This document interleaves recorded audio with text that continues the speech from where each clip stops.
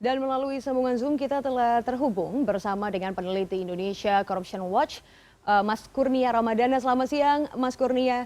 Kurang dari 1 bulan setelah diringkusnya Maria Lumowa setelah 17 tahun buron terkait dengan kasus Bank BNI, sekarang muncul lagi buronan Bank Bali Joko Chandra yang sudah tertangkap begitu. Semua akhirnya menunggu bagaimana kelanjutannya. Bagaimana ICW melihat penangkapan demi penangkapan yang jaraknya tidak terlalu lama tapi butuh waktu bertahun-tahun, lebih dari 10 tahun untuk melakukan penangkapan ini?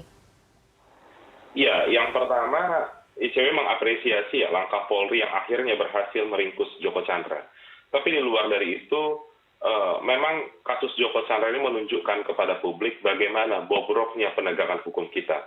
Satu sisi eksekusinya sangat lama, yang bersangkutan buron 11 tahun, lalu yang kedua, dia pun seakan-akan mengangkangi penegakan hukum dengan lalu lalangnya di Indonesia, mendapatkan berbagai privilege, mengurus KTP, mendapatkan paspor, mendaftarkan upaya hukum peninjauan kembali. Namun di luar dari itu, selain dari Joko Chandra, menurut data ICW masih ada 39 buronan kasus korupsi lain dengan nilai kerugian negara 53 triliun. Tentu banyak langkah yang bisa diambil oleh pemerintah hari ini.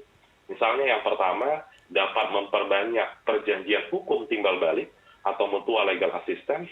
Yang kedua, memperbanyak juga perjanjian ekstradisi. Dan yang ketiga, yang paling penting sebenarnya, dan ini menunjukkan atau terkait langsung dengan penangkapan Maria Lumowa dan Joko Chandra, mempererat hubungan dengan negara yang diduga tempat persembunyian para koruptor.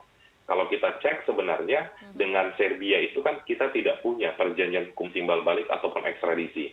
Kalau kita berkaca pada pengalaman sebelumnya, dengan Nazarudin pun seperti itu ketika KPK meringkus mantan bendahara Partai Demokrat saat itu, kita tidak punya perjanjian antar negara dengan Kolombia saat itu. Tentu kita berharap di masa yang akan datang tidak hanya pemerintah, akan tetapi pendekatan antar penegak hukum harus dilakukan.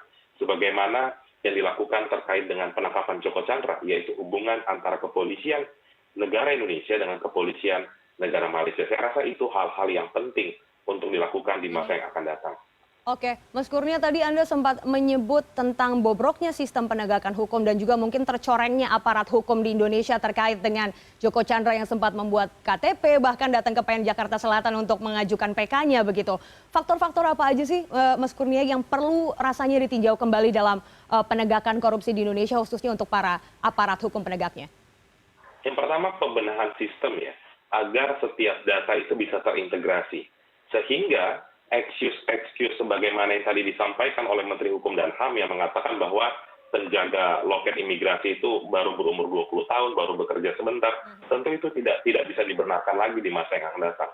Ketika ada sebuah sistem yang terintegrasi, saat buronan kasus korupsi datang ke imigrasi, ingin mendapatkan paspor, tentu data itu sudah terlihat bahwa yang bersangkutan harusnya menjalani masa hukuman, bukan malah bisa bebas lalu lalang di Indonesia. Kasus Joko Chandra ini kita bisa melihat setidaknya sudah ada 4 penegak hukum yang diduga terlibat dalam pelarian Joko Chandra. 3 di Mabes Polri, 1 di Kejaksaan Agung. Tentu kita tidak berharap sanksi yang dijatuhkan kepada mereka hanya sekedar etik. Kalau kita detail lagi, di kepolisian itu kan sudah ada 3 jenderal. Tapi yang baru diproses hukum hanya 1 orang saja, Brigjen Prasetyo Utomo. Lalu 2 jenderal tinggi lainnya di kepolisian, kita belum mendengar ada proses pemeriksaan hukum terhadap mereka. Begitu pula pada Jaksa Pinangki yang diketahui beberapa kali bertemu dengan buronan kasus korupsi. Diperparah lagi, lembaga kejaksaan yang harusnya mengeksekusi, malah oknum kejaksaan yang dapat dengan mudah bertemu dengan pelaku korupsi sebagaimana itu Joko Chandra. Di luar dari itu yang harus kita kritisi juga, yang harusnya mengeksekusi Joko Chandra ini kan kejaksaan, bukan kepolisian. Walaupun kita belum mengetahui apakah ada koordinasi lebih lanjut atau tidak. Akan tetapi yang penting dilakukan adalah Jaksa Agung harus mengevaluasi tim eksekutor Kejaksaan Agung karena terbukti gagal dalam meringkus Joko Chandra. Dan ke depan kita juga berharap agar Presiden Jokowi pun mengambil tanggung jawab untuk mengevaluasi struktur penegak hukum kita, baik itu kepolisian, kejaksaan, Kementerian Hukum dan HAM, serta Badan Intelijen Negara. Kalau memang ada kesalahan oknum di sana, maka pimpinan instansi tersebut harus diberikan sanksi atau ditegur langsung oleh Presiden Jokowi. Kami berpandangan kasus Joko Chandra ini tidak cukup hanya sekedar Menko Polhukam yang turun tangan, akan tetapi Presiden selaku kepala negara, selaku atasan Kapolri, atasan Jaksa Agung, atasan Menteri Hukum dan HAM, dan atasan Kepala BIN harus turun tangan, mengevaluasi dan memanggil jajarannya terkait dengan bobroknya sistem penegakan hukum dengan masuknya Joko Chandra wilayah hukum Indonesia. Oke, Mas Kurnia, tadi Anda sempat menyebut bahwa menurut data ICW ada 39 buronan lain yang sampai saat ini belum tertangkap begitu. Terkait dengan data ICW juga bahwa penindakan kasus korupsi oleh penegak hukum di Indonesia sendiri dari tahun menahunnya tahun bertahun begitu ya, sampai ke 2019 terakhir sampai tahun ini terus menurun begitu.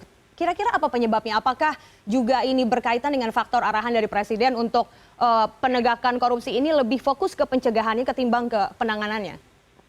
Ya, yang pertama memang arah dari Presiden Jokowi tidak jelas ya terkait dengan pemberantasan korupsi seperti apa.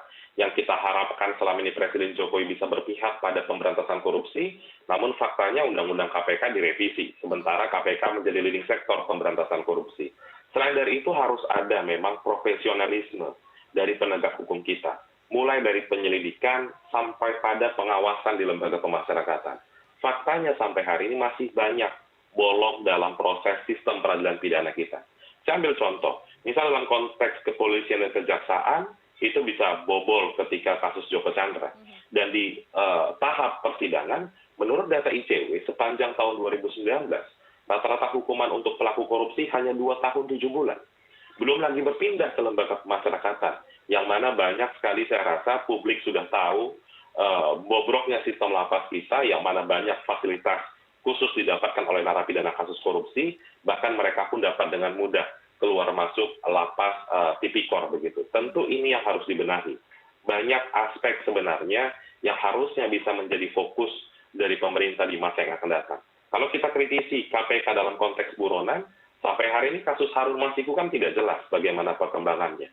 Sudah lebih dari 6 bulan, tapi tersangka tersebut, penyuap komisioner KPU, belum mampu diringkus oleh KPK.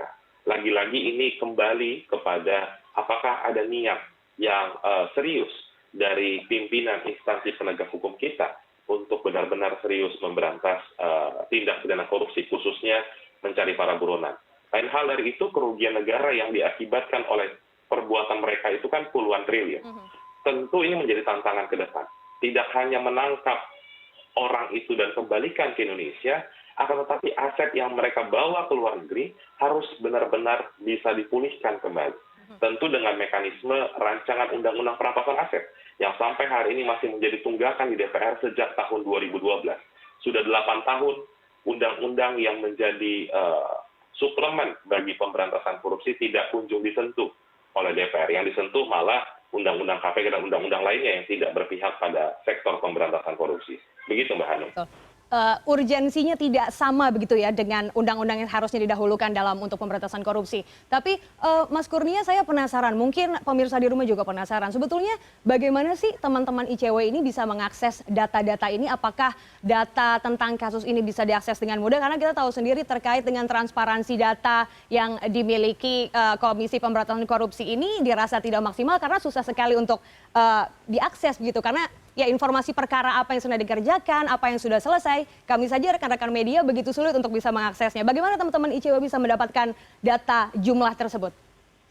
Ya, itu yang kita kritisi dari KPK hari ini serta penegak hukum lainnya. Yang mana kita ketahui selama ini kan KPK selalu mengimplementasikan pasal 5 Undang-Undang KPK yang terkait dengan isu transparansi, akuntabilitas, dan kepentingan umum. Sehingga publik dan teman-teman media dibuka seluas-luasnya akses untuk informasi terkait dengan penanganan perkara.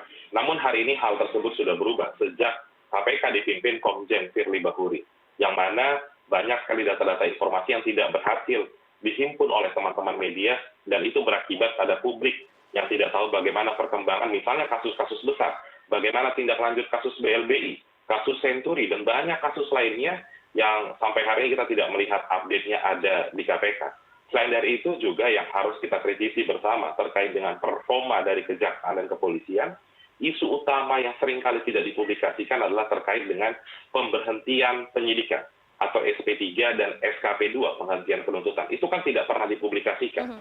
Sehingga masyarakat bertanya-tanya, apakah kasus A misalnya tetap berlanjut atau sudah dihentikan? Ketika kita kritisi, ternyata sudah dihentikan. Tidak jelas apa dasarnya. Selain dari itu, memang benar kata Mbak Hanum tadi, terkait dengan legislasi kita, DPR seringkali tiba pada satu kesimpulan yang jauh dari masalahnya.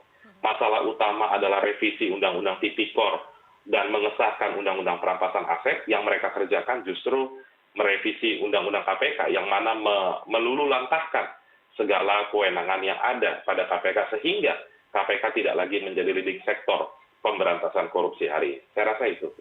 Baik, Mas Kurnia, yang terakhir mungkin ada sedikit imbauan ataupun pesan untuk masyarakat terkait kita setiap hari disajikan dengan konsumsi pemberitaan perburuan buron kasus korupsi di Indonesia dengan sebegitu masifnya, begitu ada saja beritanya setiap hari terkait dengan pemberantasan korupsi ataupun tersangkanya yang tidak selesai-selesai begitu. Apa kira-kira yang bisa masyarakat lakukan dan juga stakeholder kita lakukan apabila kebetulan sedang menonton tayangan ini dari teman-teman ICW? Apakah ada rekomendasi tersendiri untuk bisa kita lakukan?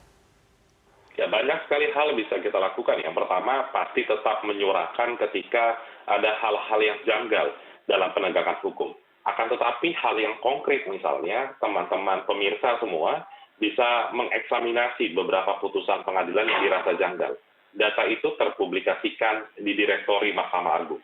Walaupun, Mbak Hanum, kritikan ICW terhadap teman-teman yang bekerja di instansi kekuasaan kehakiman adalah kerap kali putusan-putusan yang krusial, putusan-putusan yang diperhatikan oleh publik tidak segera di-upload ke website Mahkamah Agung. Ini menjadi kendala klasik ya, hampir setiap tahun selalu ada yang seperti ini. Dan ini kan menghentikan langkah masyarakat untuk bisa terlibat dalam melihat bagaimana sebenarnya keberpihakan instansi kekuasaan kehakiman terhadap pemberantasan korupsi. Dan website pengadilan banyak sekali pemirsa bisa akses, akan tetapi memang tadi itu permasalahannya. Banyak sekali misalnya putusan tidak di-upload, dakwaan pun tidak bisa diakses. Saya ambil contoh sampai hari ini, putusan terkait Novel Baswedan. Dakwaan terkait Novel Baswedan, penyerangan Novel Baswedan, sampai ini kan tidak bisa didapat oleh publik. Tentu ini harusnya menjadi evaluasi bagi lembaga kekuasaan kehakiman untuk bisa mengimplementasikan peran serta masyarakat dalam penegakan hukum yang ada di Indonesia. Begitu, Mbak. Jadi bukan hanya tugas ICW, tapi kita juga semua punya peranan yang sama ya untuk sama-sama bisa menekan pertumbuhan angka korupsi di Indonesia. Semoga ini bisa menyadarkan semua pihak untuk dapat menekan lah setidaknya begitu ya. Jangan sampai ada lagi Joko Chandra dan Maria Lumowa lainnya di Indonesia. Terima kasih Mas Kurnia sudah bergabung bersama kami di News Hour.